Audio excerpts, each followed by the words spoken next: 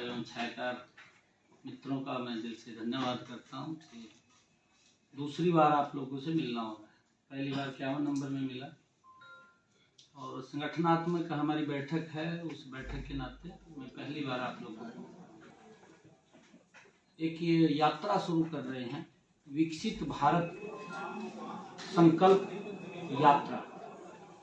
और हरियाणा के अंदर ये विकसित भारत संकल्प जब ये यात्रा हरियाणा के अंदर ये शुरू होगी, नरेंद्र मोदी जी के नेतृत्व में 9.5 वर्षों में जितनी भी योजनाएं हैं और जिन योजनाओं का लाभ नीचे तक जा रहा है, और उसी कड़ी के अंदर मनोहर लाल जी के नेतृत्व वाली सरकार में 9 वर्षों में जो योजनाएं बनी हैं, जो अंतिम व्यक्ति तक जो लाभ पहुंचा है अंत्योदय की भावना से, इस यात्रा का मकसद गांव-गांव के अंदर जाकर के इस यात्रा के माध्यम से कि जो हमारे लाभार्थी हैं उनसे बात करना, या कोई छूट गया है उसकी एप्लीकेशन लेना। नरेंद्र मोदी जी का एक ध्येय है कि हमारी सरकार हर गरीब व्यक्ति तक पहुंचे। यही ध्येय प्रदेश सरकार का है, मनोहर लाल जी की सरकार का है कि सरकार की योजना गरीब के घर तक जानी चाहिए। अंत्योदय की भावना से जो अंतिम लाइन के अंदर व्यक्ति है उस तक योजना का लाभ पहुंचना चाहिए। इस सब विकसित भारत संकल्प एवं जनसंवाद यात्रा ये शुरू होगी, और उसकी रचना के लिए, क्योंकि हमारे जैसा अभी बताया भी है, हमारे सभी सांसदगण, केंद्र के मंत्रीगण, हरियाणा सरकार के मंत्रीगण और हमारे 2019 के चुनाव में सभी प्रत्याशी और सभी हमारे जिलाध्यक्षों के साथ साथ हमारे सभी प्रभारी, जिला के प्रभारीगण और हमारे लोकसभा के विस्तारक, और उसके साथ साथ जो हमारे इस विकसित भारत संकल्प एवं जन संवाद यात्रा के कोऑर्डिनेटर हैं, हर जिला के कोऑर्डिनेटर, वो इस बैठक के अंदर सभी मौजूद हैं। और एक ही ध्येय है कि कोई गरीब व्यक्ति छूटना नहीं चाहिए, उस तक सरकार की योजना का लाभ पहुंचना चाहिए, और उसको लेकर के ये यात्रा ये शुरू होगी। आदरणीय मुख्यमंत्री जी इस यात्रा का हरियाणा के अंदर शुभारंभ करेंगे। सभी हमारे इस यात्रा के अंदर विधायकगण रहेंगे, सभी हमारे सांसदगण रहेंगे, सभी हमारे जिला परिषद के चेयरमैन रहेंगे और सभी हमारे मेयर रहेंगे।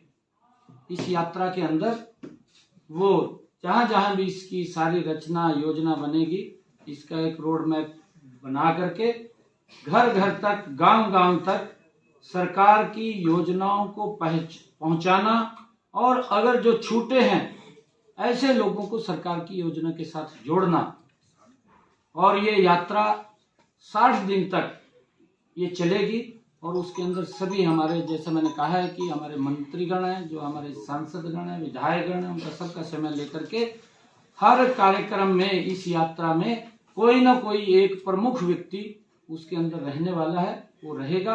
और आज ये इस योजना और रचना को लेकर के इस बैठक का आयोजन किया गया है। 60 दिन से ये यात्रा चलेगी, कहाँ से शुरुआत होगी, किस दिन से शुरुआत हो रही है? आज इसकी सारी की सारी बैठ करके चर्चा हो रही है, इसकी प्लानिंग बन रही है, और वो समय समय के ऊपर आप लोगों को शेयर कर दी जाएंगी, बातें बता दी जाएंगी। यात्रा का प्रारूप क्या होगा, मतलब क्या होगा इस यात्रा का दौरान? इस यात्रा का जैसा क्या करेंगे आप? इस यात्रा का प्रारूप यही है कि 9.5 वर्षों में नरेंद्र मोदी जी के नेतृत्व में जितनी योजनाएं चली हैं, आयुष्मान कार्ड है, जनधन खाता है, या हर घर के अंदर नल स्वच्छ जल है, प्रधानमंत्री किसान सम्मान निधि है, या प्रधानमंत्री फसल बीमा योजना है, या प्रधानमंत्री आवास योजना है, बहुत सारी योजनाएं हैं, या स्वच्छ भारत है, स्वच्छता को लेकर के है। इस यात्रा के अंदर हर पहलू को टच किया जाएगा कि जो नरेंद्र मोदी जी के 9.5 वर्षों में काम हुए। उज्ज्वला योजना है कि हमारी माताओं बहनों को प्रधानमंत्री उज्ज्वला योजना के तहत उनके घर में कनेक्शन और सिलेंडर पहुंचाने की व्यवस्था वो नरेंद्र मोदी जी की और मनोहर लाल जी की सरकार ने की है। ये बहुत सारी एक लिस्ट है योजनाओं की। उन योजनाओं को जो लाभार्थी हैं उनसे बात करना, अगर कोई छूट गया है कि अधिकारी भी रहेंगे, अधिकारी वहां पर मौजूद रहेंगे इस यात्रा के अंदर और उन तक सरकार की योजनाओं का लाभ पहुंचे, ये नरेंद्र मोदी जी का ध्येय है और आदरणीय मुख्यमंत्री मनोहर लाल जी का ये ध्येय है। और एक दिन के अंदर ये यात्रा 2 कार्यक्रम करेगी। जो यात्रा हमारी वैन आएगी, वो वैन के अंदर एलईडी लगी होगी। एलईडी के साथ साथ वो सरकार के जो काम किए हैं उनके बारे में भी वो बताएगी, जो योजनाओं का लाभ मिल रहा है। और अगर कोई छूटा है तो उसकी एप्लीकेशन तो एक ही वैन होगी तो लोकसभा को कवर करेगी, सभी लोकसभा नहीं। हरियाणा प्रदेश के 6223 पंचायतें हैं, हर पंचायत को ये कवर करेगी। ये लोकसभा चुनाव के मद्देनजर है या जो प्रदेश सरकार की नीतियां रही इस दौरान उसका भी इस यात्रा में जो है उपलब्धियां बताई जाएंगी? और जैसा आपने बताया कि केंद्र की हैं तो राज्य सरकार की भी, राज्य सरकार की दोनों हमारी 9.5 सालों में जो नरेंद्र मोदी जी ने जो उन्होंने कहा था कि हमारी सरकार ये गरीब को समर्पित सरकार होगी, कि इन 9.5 वर्षों में केंद्र सरकार ने जो जो काम किए हैं, जिनका लाभ नीचे जीरो ग्राउंड के ऊपर पहली बार ये पहुंचा है, प्रदेश सरकार का पहुंचा है, इन दोनों के बारे में हर गांव में जाकर के इसकी चर्चा करेंगे। और चर्चा के साथ अगर कोई छूट रहा है उसकी एप्लीकेशन भी लेंगे और एप्लीकेशन लेके टोटल कितनी वैन होंगी ये वीडियो रिव्यूज वाली? कितनी वैन होंगी टोटल? ये अभी जो जानकारी है मेरे पास वो 58 की है और धीरे धीरे करके अगर और आएंगे तो उसको बढ़ा दिया जाएगा। वो आपको मौजूद होंगे अधिकारी, IAS होंगे, HCS होंगे, क्योंकि जब अनाउंसमेंट केंद्र ने करी थी कांग्रेस ने भी सवाल खड़े किए नहीं देखिए क्यों ड्यूटियां इस तरह की यात्रा में लगाई जा रही है। सरकार की जो योजनाएं हैं उन योजनाओं को धरातल के ऊपर वो पहुंच रही हैं।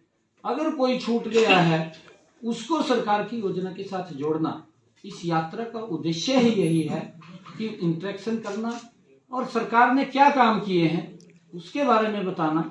और उसको लेकर के आज ये बैठक हमारे वॉलंटियर वॉलंटियर लगेंगे, उन वॉलंटियरों की ड्यूटी लगेगी, कौन कौन कहां पर इस व्यवस्था को देखेगा।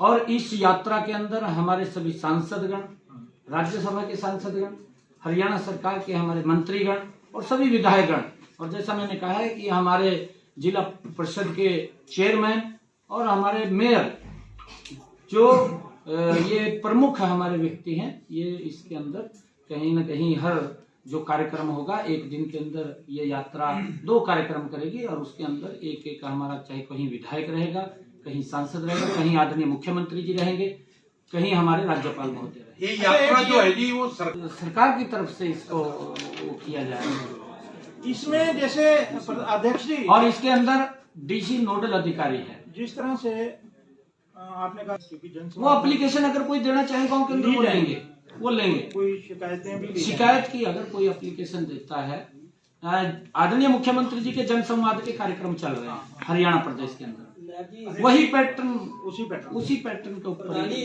आप जो ये यात्रा है विकसित भारत संकल्प यात्रा, इसको लेकर आगे बढ़ रहे हैं और पूरे देश में जो काम हुआ है 9 साल में उसको लेकर जा रहे हैं। लेकिन टिप्पणी हो रही है, जो राहुल गांधी है वो देश के प्रधानमंत्री नरेंद्र मोदी पर टिप्पणी कर रहे हैं, कई ऐसे शब्दों का इस्तेमाल हुआ है जो अमर्यादित भी है। तो आप क्या देखते हैं सर, कांग्रेस एक तरफ सीधा प्रधानमंत्री मोदी पर अटैक कर रही है, उनके ऊपर टिप्पणी कर रही है, कांग्रेस के नेता राहुल गांधी कई बार इस तरीके से टिप्पणी कर चुके हैं। दूसरी तरफ आप अपनी विकसित भारत यात्रा को लेकर लोगों के बीच में जा रहे हैं, तो कितना असर होगा आपकी योजनाओं का, आपके फैसलों का जब इस तरीके की टिप्पणी होगी? देखिए, मैं इसके ऊपर ये कहना चाहूँगा क्योंकि कांग्रेस जिस प्रकार की अभद्र भाषा बोल रही है वो निंदनीय है। और मुझे ऐसा लगता है कि कांग्रेस की दुकान से सामान खत्म हो चुका है।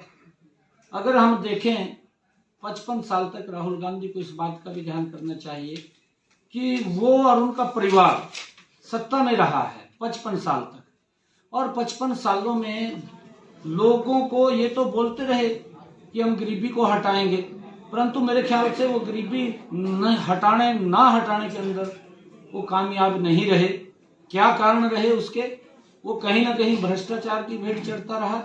परंतु नरेंद्र मोदी जी ने एक योजनाबद्ध तरीके से जो कहा है उसको किया है, उसको सार्थक रूप देने का काम किया है। नरेंद्र मोदी जी ने 9.5 वर्षों में और मनोहर लाल जी ने गरीब व्यक्ति तक योजना पहुंचाने का काम किया। आज गरीब व्यक्ति को चिंता नहीं है कि वो 5 लाख रुपए तक का अपना इलाज करा सकता है, किसी की तरफ देखने की जरूरत नहीं है। ये मोदी की गारंटी है जो दे रहे हैं मोदी जी। ये मनोहर लाल जी की गारंटी है जो इसको विस्तार रूप दिया है कि चिरायु कार्ड इसके साथ जोड़ा है कि आज गरीब व्यक्ति को इस बात की चिंता नहीं है कि उसके इलाज के लिए पैसा कहां से आएगा, ना उसे किसी की तरफ देखने की जरूरत है। इस योजना के माध्यम से जुड़ करके अगर उसको दुर्घटनावश कोई दिक्कत आ जाती है तो अपना इलाज करा सकता है। ये नरेंद्र मोदी जी की गारंटी है। और उन माताओं बहनों को जिनके घर के अंदर राहुल गांधी और उनके परिवार ने आज तक लोगों को गैस की लाइन में खड़े करके रखा, नरेंद्र मोदी जी ने उनके घर के अंदर गैस का कनेक्शन और सिलेंडर पहुंचाने की व्यवस्था की। ये मोदी की गारंटी है। कांग्रेस भ्रष्टाचार की गारंटी है। मैंने कहा है कि उनकी दुकान से सामान खत्म हो चुका है, वो बौखलाए हुए हैं, वो आदरणीय प्रधानमंत्री जी के खिलाफ है मर्यादित भाषा बोलते हैं, वो हरियाणा के मुख्यमंत्री मनोहर लाल जी के खिलाफ अमर्यादित भाषा बोलते हैं ताकि लोगों के ध्यान को डाइवर्ट किया जाए। परंतु काम करना चाहिए। मैं अभी माननीय सर्वोच्च न्यायालय का 2 रोज पहले फैसला आया है। मैं हरियाणा सरकार के आदरणीय मुख्यमंत्री मनोहर लाल जी की पूरी प्रशंसा करता हूं, सरकार की भी प्रशंसा करता हूं, क्योंकि मैंने पीछे भी ये बात शायद कही थी, तब तो माननीय सर्वोच्च न्यायालय का फैसला नहीं आया था। मैंने पत्रकारों के बीच में इस बात को कहा था कि प्रणाली प्रबंधन को लेकर के हरियाणा सरकार मनोहर लाल जी जबरदस्त काम कर रहे हैं और उसके ऊपर मुहर माननीय सर्वोच्च न्यायालय ने लगाई है, काम किया है, तभी माननीय सर्वोच्च न्यायालय ने इतनी बड़ी टिप्पणी इसके ऊपर की और नसीहत दी है पड़ोस के राज्य को, नसीहत दी है कि आप वहां से कुछ सीखें, काम करें, बात मत करें।